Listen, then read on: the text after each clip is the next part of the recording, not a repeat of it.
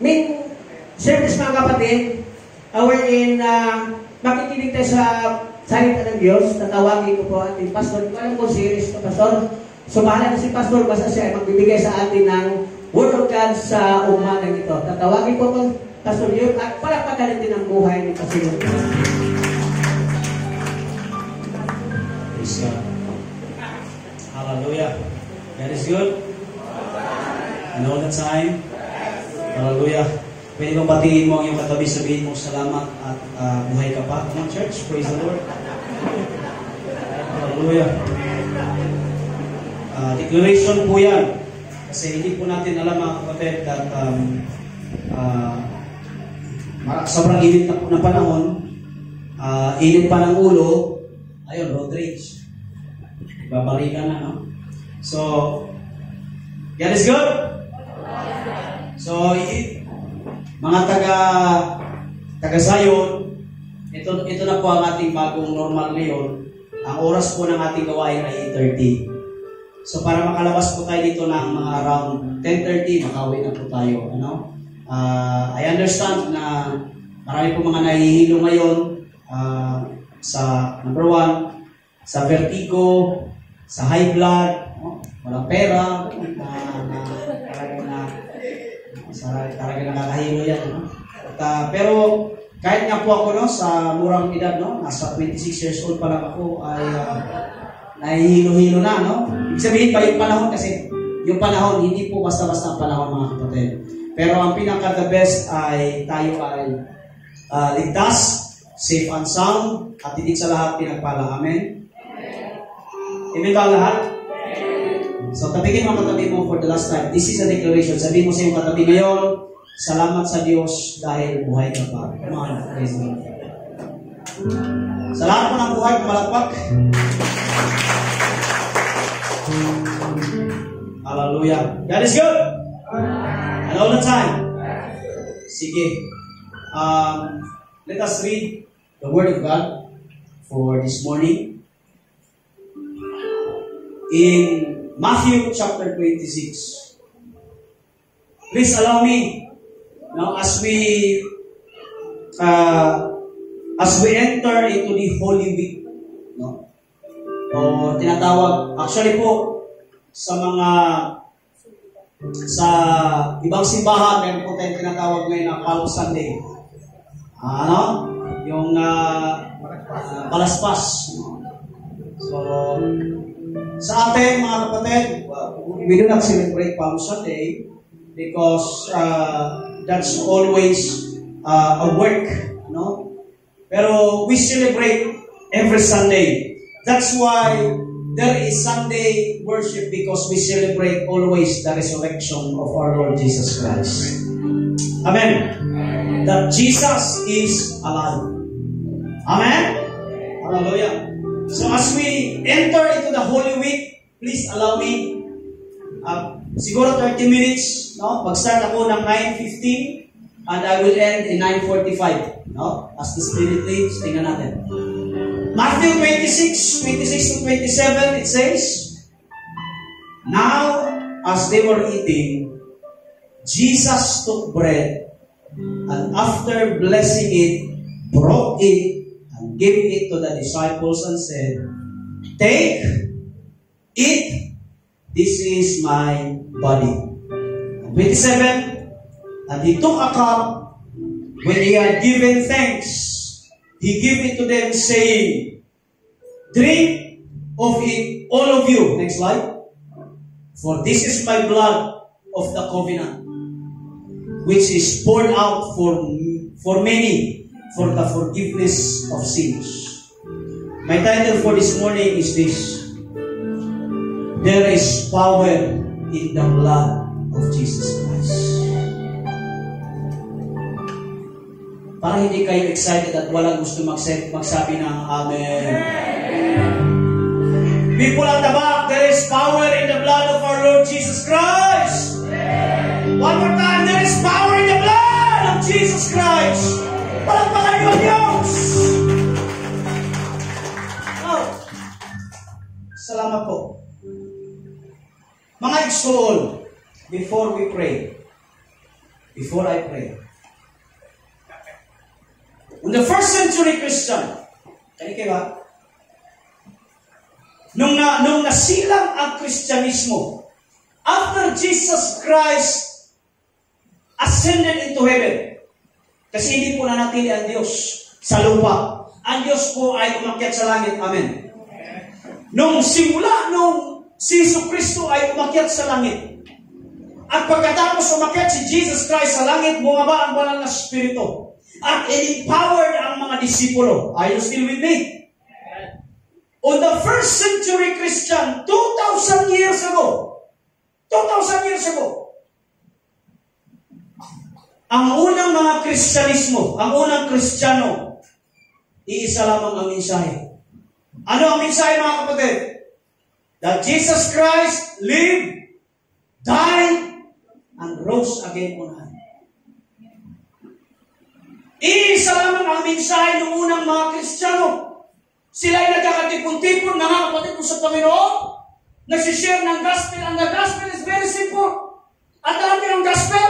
That there is Jesus who lived, who died, and raised again high, rose again, past tense na eh.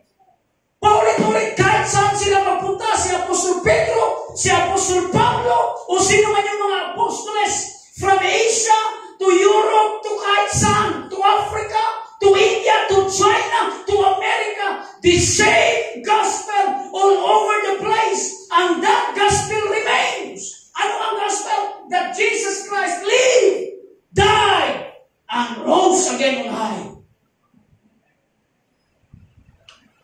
Simple, basic gospel. And here it comes 2,000 years after. Ano nangyari sa gospel? We forgot the gospel. Why? Because sometimes the church must highlight, hallelujah, ang music rather than the gospel. Oh my goodness, can I hear amen? Hina-highlight ang politics rather than the gospel. Hina-highlight ang mga lights and sounds. Lights and sounds is good. Music is good, but that is not the focus of the gospel. Because tanggalin mo, ito pa, sometimes, nagsasamba sila because of the pastor. Maraming mga pastors today, hindi na minister, kundi minister.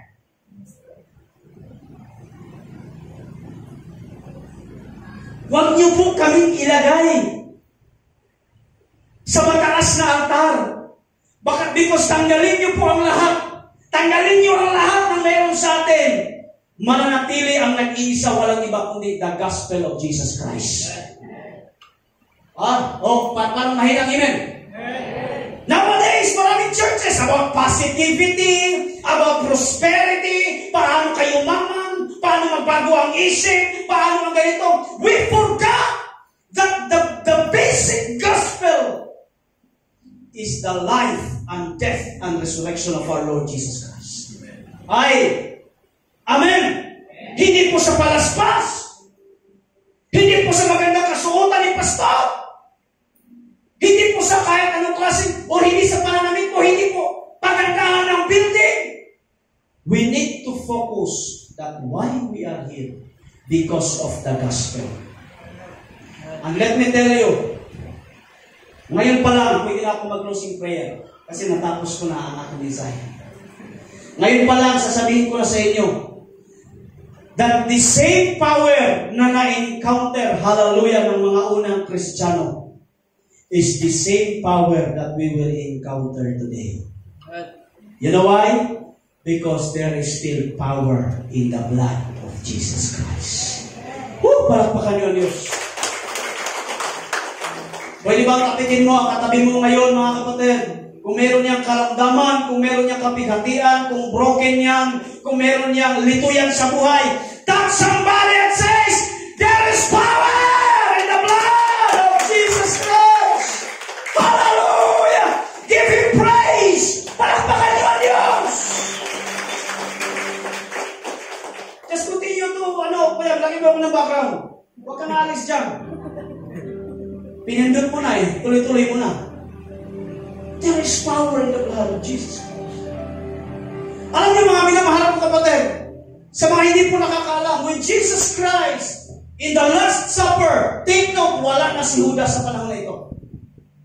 Ulitin ko ha, you can read your Bible, huwag niyo akong maliin. Kasi ang Bible hindi mali. When Jesus Christ broke the bread, pinaghati-hati niya at ibinigay. And when Jesus Christ offered the cup of wine, wala na si Judas. Because you know what? The moment you drink, the moment you eat, kaya nga meron tayong Holy Communion, the moment you partake the bread, ibig sabihin, you belong to the body of Christ. And the moment you drink the wine, it symbolizes na ang dugo na nananalaytay sa inyo ay hindi yun na dugo, kundi dugo na ni Kristo. Amen! If we understand that the basic functionality of the church, why we are here, it's not because of your problem, it's not because of your pastor, it's not because of your tithes, it's not because of your problem. Why we are here? Because we celebrate the blood of Jesus Christ. Hallelujah! Glory to our Lord Jesus Christ! Palakpakan niyo Diyos! Pastor, what is the blood of Jesus Christ? What is the power of the blood of Jesus Christ? Pwede akong mag-preach ng 100 na preaching dito. Pwede. But I choose the 3. Number 1. Sige ate. What is the blood of Jesus Christ represents? Kuya man. It represents life. Sige nga ate. Sabi sa Leviticus, for the life of the flesh. One more time. Basahin po natin. Kayo po magbasa. 1, 2, 3, go. For the life of the flesh is in. One more time. Is in the blood. And I have given it for you on the altar to make atonement. You know what atonement? Tubos. Pagtubos for your souls. For it is the blood that makes atonement by the life. So in short, physically speaking, scientifically speaking, dito, kapag walang dugo ang katawan, patay ka. Is there any witnesses here? Pag sinasabi kong is there any witnesses, say amen. Is there any witnesses here? Meron ba tayong witness dito? If you have no blood, then you are dead. Can I amen? Mawalan ka lamang na, mawalan ka ng paa, mawalan ka ng kamay, wala ng ulo.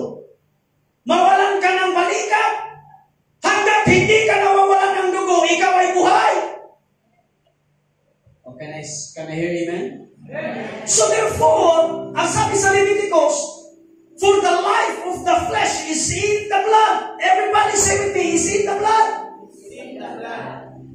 Scientifically, mga minamahal kong kapatid. Hallelujah. Bakit ka gumagalaw? Because there is blood. Hi. One more time. Bakit ka gumagalaw? Ang iyong balikat. Ulo, balikat. Ano ba? Sunod. Pato, balikat, ulo. Lahat yan gumagalaw because of the blood. Kung maubusan ka ng dugo, you are dead. Patay ka mga kapatid. Sabihin mo sa iyong katabi, patay ka. Can I hear amen? Jesus, ito ha? Because of that blood, you are alive. Buhay ka. Kaya na tayo kumikilos ngayon. Kaya na tayo ay masigla ngayon kasi may nag-circulate na dugo. That is science. But let's talk about spiritual. Next verse. Ate. Romans 3:23 says, and for all have sinned and fall short for the glory of God. Now, hear me out. Mga marites, nandito, tingin kayo sa akin. the moment that our fathers, Adam and Eve, commit sin, we are dead. The moment na nagkasala si Adan at saka si Eva, we are dead. Patay tayo. Ano ibig sabihin ng death? Romans 6:23. For the wages of sin is death. Ang death dyan, mga kapatid, hindi lang physically patay, kundi you are disconnected sa ating Diyos. Kaya ang mga walang Kristo, patay.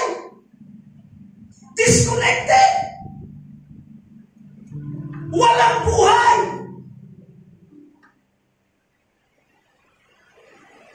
Yung nasa likod mo na tulog, sabihin mo, hindi ka disconnected. Come on, church.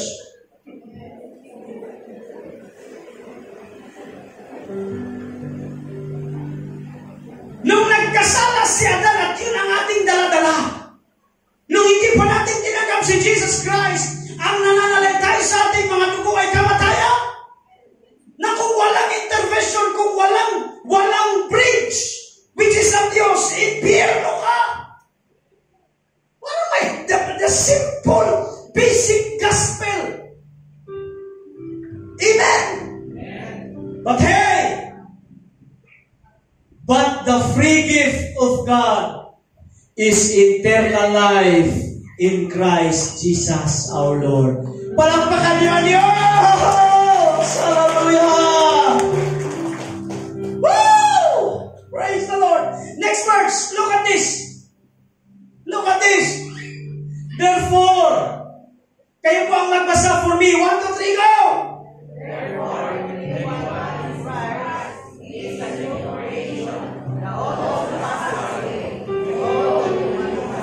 everybody say with me, the new has come. The new has come. Bakit kailangan ko itong isigaw sa inyo? Because the moment you receive Jesus Christ as your personal Savior, hindi ka napatay, but you are alive in the presence of our Lord Jesus Christ. You are alive. Buhay ka na. Tabigin at alugin mo yung katabi mo, sabihin mo, buhay ka. Look at this. Look at this. Patay ka nung una. You are dead. Maybe physically, gumagalaw ka, pero ang kaluluwa mo, spiritually, you are dead. Pero ano sabi ng Panginoon? If anyone is in Christ, Tita Joan, ang lahat ng nakipag-isa kay Kristo, He is a new creation. The old has gone, the new has come. Kilala niyo ba si Kelly Williams? Hindi niyo kilala si Kelly Williams? PBA. Kilala niyo mo? Basketball player to. Sabi niya, PBA ko sa yes. Si Kelly Williams, nito ko lang nalaman na born again pala yan. Oh. Yung basketballista ba? Dati siyang sumikat po hindi po, bago siya nag-talk in text, siya po ay sa, yung Realtors, Santa Lucia Realtors, nag-champion sila at tinalo nila ang Pure Foods ni James Yap. Kala niyo, nanonood ako. Okay? Si Kelly Williams, nung pagka-trade niya sa talk in text, okay din. Pero na-diagnose siya ng sakit. Alam niyo ang sakit? Kailangan palitan ng bago lahat ng kanyang dugo. So in short, kinuha lahat ng kanyang dugo at pinalitan ng bagong dugo. Sabi niya, akala niya patay na siya. Pero hindi pinalit sa kanya, yung bagong dugo ulit. At ang sabi niya, testimony niya, it gives me a second chance. At ngayon, nag-champion ulit si Kelly Williams. Yung bago lang ngayon. Anong correct niyan, Pastor? Nung ikaw ay wala pa kay Kristo, ikaw ay patay sa Panginoon. Pero nung tinanggap mo si Jesus Christ, pati ang dugo na meron ka, tinanggal ng Diyos at pinalitan ng dugo ni Kristo.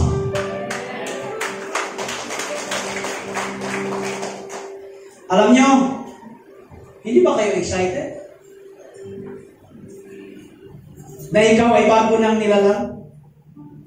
Tingnan mo ang katabi mo, bago nilalang na yan. Can I remember?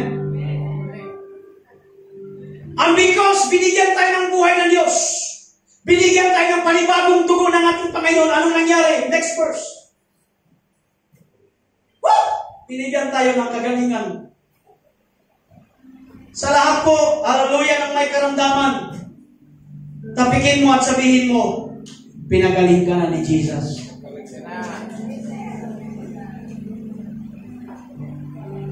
The moment you accept Jesus Christ, ang nangyari sa iyo, ikaw ay pinagaling ng ating Panginoon. The verse says in 1 Peter chapter 2:24, God Himself, Christ Himself, bore our sins in His body on the tree. Body on the tree sa krus ng Kalbaryo, that we might die to sin and live in righteousness. Look at the verse. And by His wounds, you have been healed.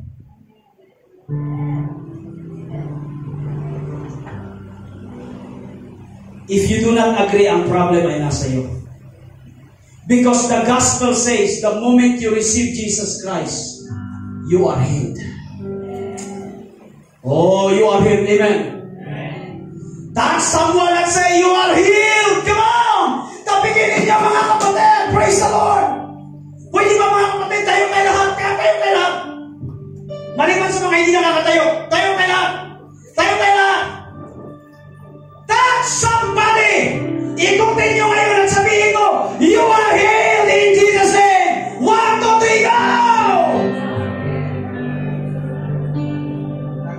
Yan lang ba? Pupuntahan ninyo. Puntahan ninyo, sabihin mo, pinagaling ka na.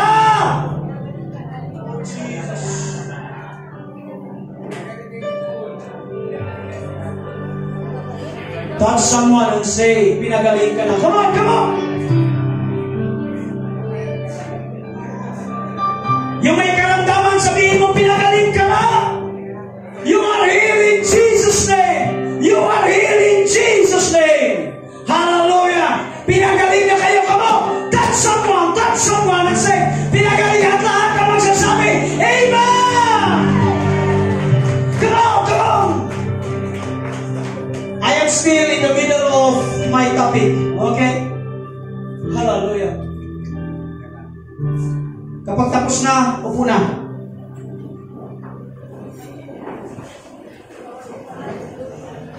Closing prayer na ba tayo? Pwede. Sige, te.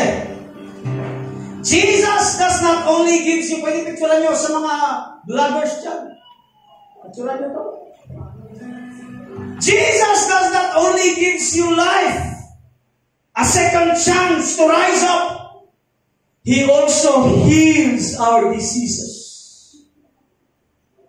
The moment we receive our Lord Jesus Christ, pinagaling tayo ng Diyos. Ano pinagaling? Illness spiritually. You are disconnected before, but because of the blood of Jesus Christ, konektado ka na sa Diyos. Amen. You are illness emotionally. Talaga namang wasak ang buhay mo, para bang ang dami mong iniisip, ang daming tumatakbo, mga minamahal kong kapatid. Wasak ka mga kapatid, basag na basag ka. But because of Jesus Christ's blood, hallelujah, ikaw ay pinagaling. How about this? If you have an illness physically, kung may karamdaman ka, because of the blood of Jesus Christ, ikaw ay magaling na. Amen. How about this one? Illness psychologically. What is this, Pastor? Yung litong-lito ka sa buhay? Pastor! Lord, bakit ganito, Lord? Ang daming tumatakbo, mamamatay na ba ako, Lord? Etc. Panginoon, walang gaanong kita. Panginoon, grabe. Ang daming tumatakbo. But because of Jesus Christ, because of the blood of our Lord Jesus Christ, pinagaling ka na. Give Him all the praise and glory kasi pinagaling ka na. Lahat po ng pinagalingan ng Diyos, pumalakpak at magsabi, Amen!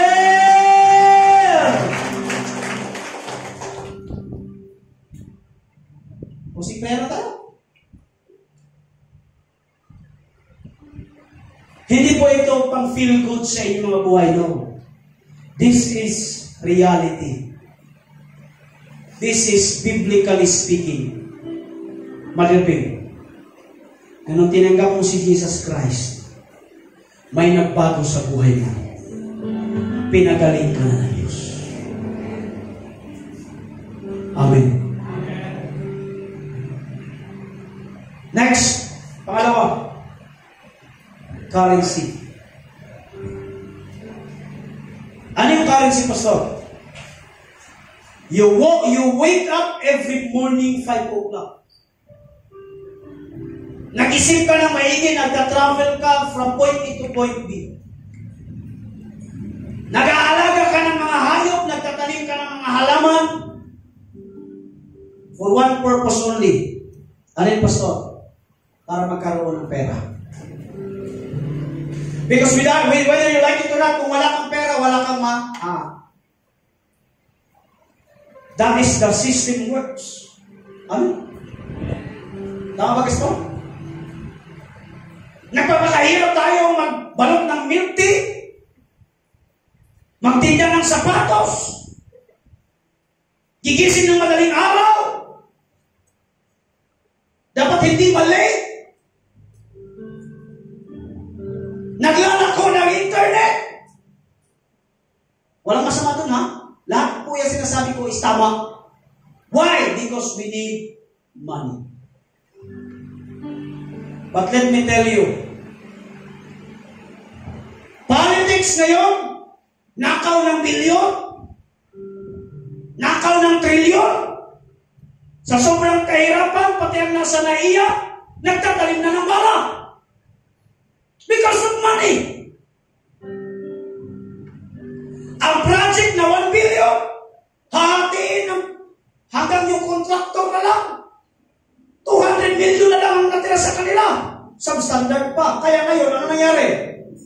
Yung 100 na, yung pagdaan ng dump truck, bagsak. Why? Corruption. Kasi gusto magkaroon ng pera. But let me tell you, kapatid, mag-imbak at mag-imbak at mag-imbak ka ng pera. Walang masama doon. Basta magandang trabaho. Okay yan. Pagpapalain ka ng Panginoon. But let me tell you the truth. Kahit mag-imbak kayo ng pera, yung pera na yan, hindi kayang bilhin, hallelujah, pagpapunta ka ng langit. Because pagpunta mo ng langit, sasabihin, Lord, I have a lot of money. Sabi ng Panginoon, sorry, your works, your money, hindi yan pwede makapasok sa langit at hindi yan pwedeng mabili because there is only one currency na katanggapin ng Diyos. At alam nyo ang currency na yan? No other than the blood of our Lord Jesus Christ. Because one day, haharap tayo sa Diyos at sasabihin, meron ka bang blood ni Jesus? Verse tayo, ate. Next verse. Slide please. For you know that, oh my goodness. For you know that God paid a ransom. Ang mga kidnapper, ng kidnap o ransom, 100 million pinatay pa. Pero kapag ang Diyos, hallelujah, pinayaran ka na, binuhay ka pa. Palakpakan niyo ang Diyos. Hallelujah.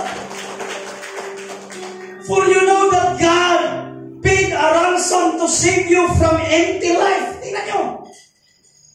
You inherited from your ancestors and it was not paid. Tingnan nyo. At hindi ito binili sa pamagitan ng ginto, pilak, or anumang klaseng pera na nawawala ang value. Tingnan nyo ito. You are paid. It was the precious blood of Jesus Christ, the sinless, spotless Lamb of God. Palakpakan niyo ang Diyos. Because one day in heaven, Ang dala-dala natin hindi po kayamanan. Ang dala-dala po natin is the blood of Jesus Christ. You are painted by the blood of Jesus Christ. Alam niyo, hindi ka lang pintado ng dugo ni Kristo, kundi ang dugo ni Kristo mismo ang nananalaytay sa inyo. At one day, pagpunta doon sa langit, sasabihin, do you have the blood of Jesus Christ? Hindi lamang po markado, Lord, kundi nananalaytay sa akin ang dugo ni Kristo. At because nananalaytay ang dugo ni Kristo sa iyo, ang sabi ni Jesus Christ, pasok sa langit! Ang mahinang pala.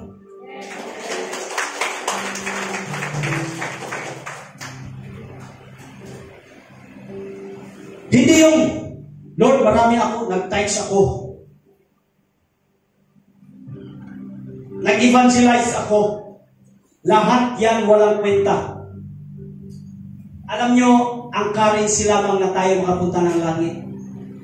The blood of Jesus Christ.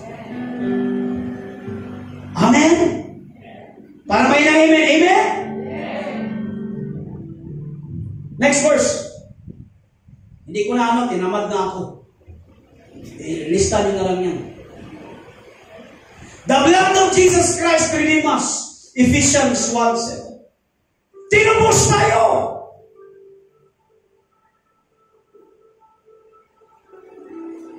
Alam nyo, kung asawa yung katabi mo, anak yung katabi mo, jowa mo yung katabi mo, harap-harapan mo at sabihin mo, kahit ganyan ka, tinubos ka ng Diyos. Sige.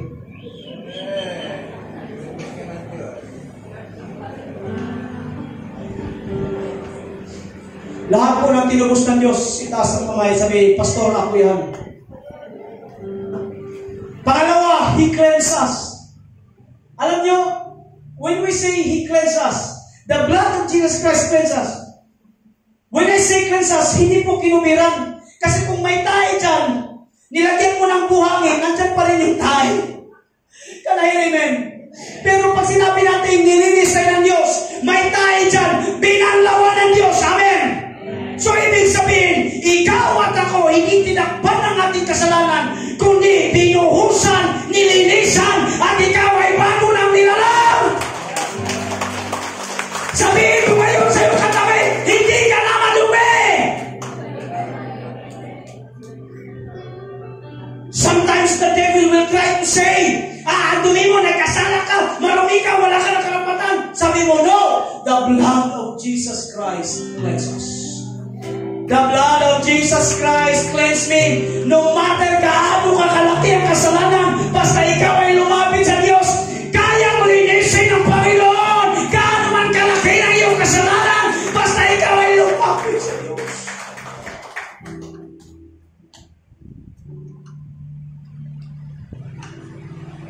Higit sa lahat,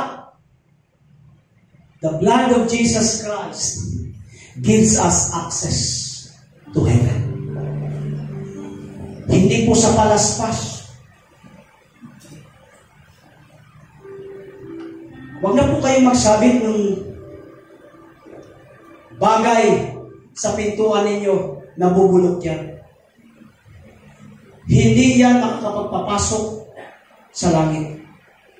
Because ang makakapagpapasok sa langit is the blood of Jesus Christ. Amen? Verse tayo Hebrews 10. Therefore, brothers, since we have confidence,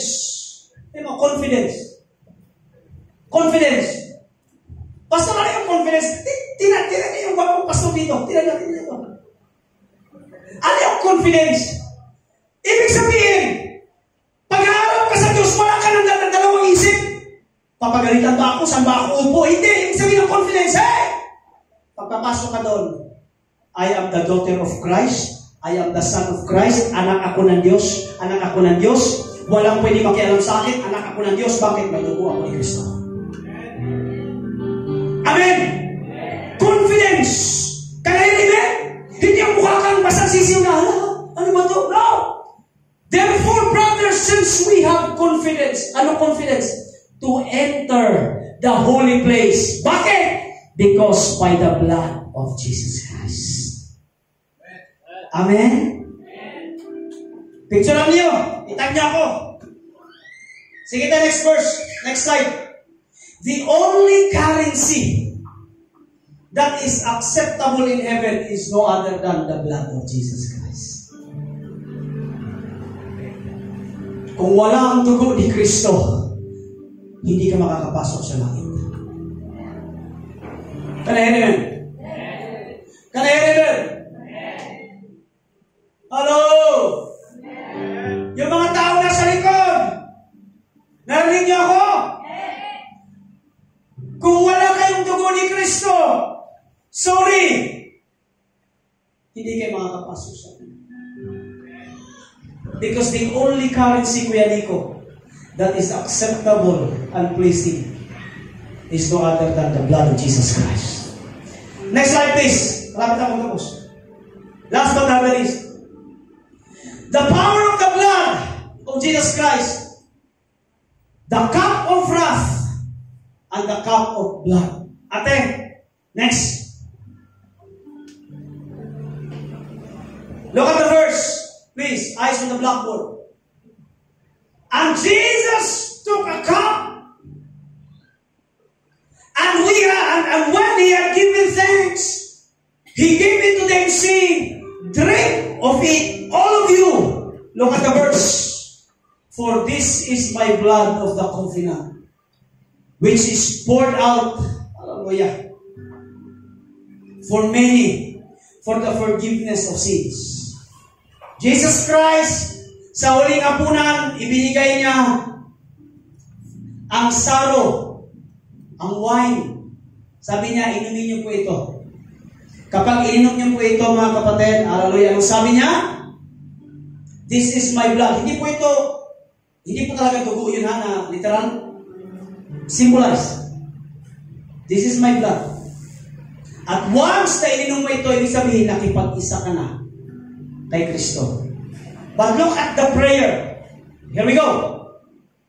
After nila maghuling hapunan, anong nangyari, Pastor? Jesus Christ went to Gethsemane. Anong nangyari? He prayed. Look at the prayer of Jesus Christ. Sige, next verse. He went on a little farther, lumayo si Jesus, and bowed with his face to the ground, praying. Look at this, look at this, look at this. Sabi ni Jesus Christ, Ama, my Father, if it is possible, look at the word, the same cup, the word cup, kupa, saro. Lord, sabi ni Jesus Christ, Father, if it is possible, let the cup of suffering be taken away from me. Anong sabi ni Jesus Christ? Yet, Lord, I want your will and not my will to be done. You do not understand. Tingnan niyo ako.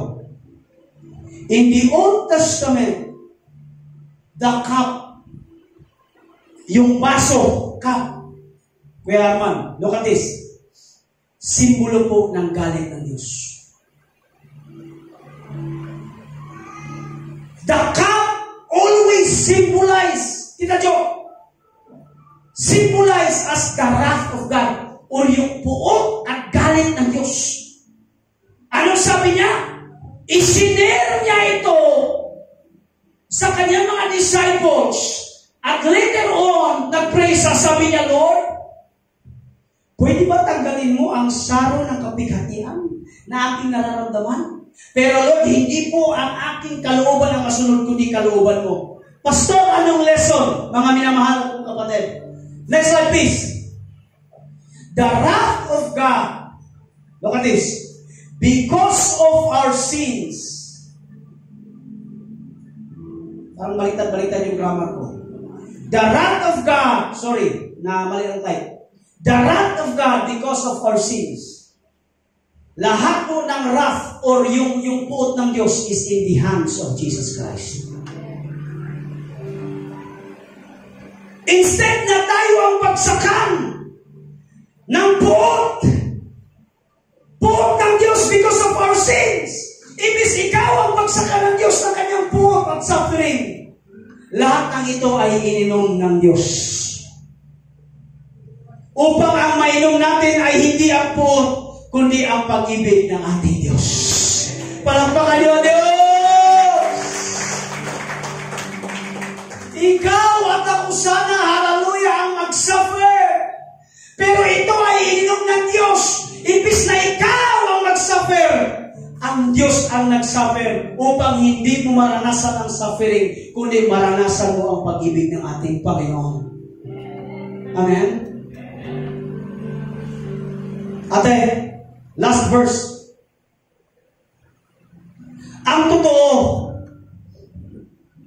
tiniis niya ang mga sakit at mga kalungkutan. Dapat sana tayo ang dumaranas. Pwede ba yung katabi mo, kurutin mo, sabihin mo, dapat ikaw ang magranas. Come on, kurutin mo.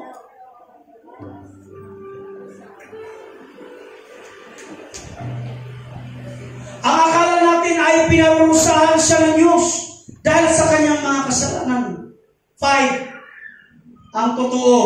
Look at the verse. Sinugatan siya dahil sa ating mga pagsuhay. Binugbog si Jesus dahil sa ating kasamaan. Ang parusang tiniis niya ang naglagay sa atin sa magandang kalagayan. At dahil sa mga sugat ng ating Panginoon, tayo ay gumaling. Amen. I invite the musician.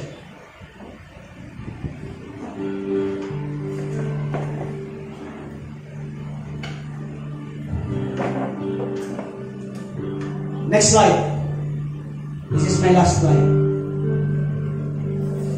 Lord, make this as a prayer. Even just a drop of your blood.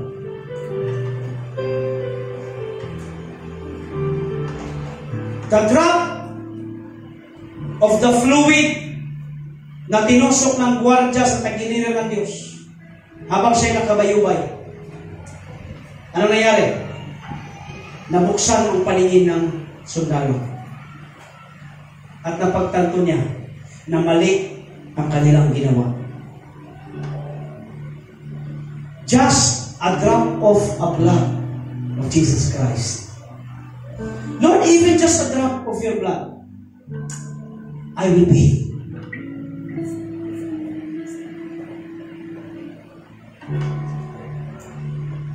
Lord, even just a drop of your blood, I will be forgiven.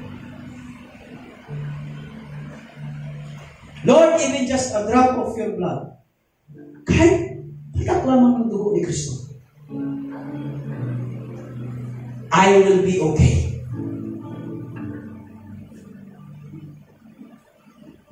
One more time. Sino po dito ang gustong paliguan ng dugo ni Kristo?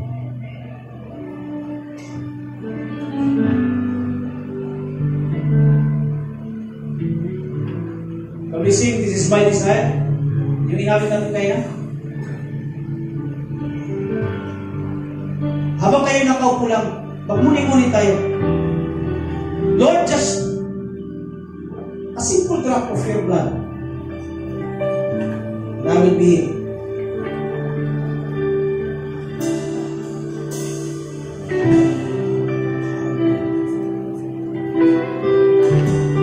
Sino po dito ang may karamdaman?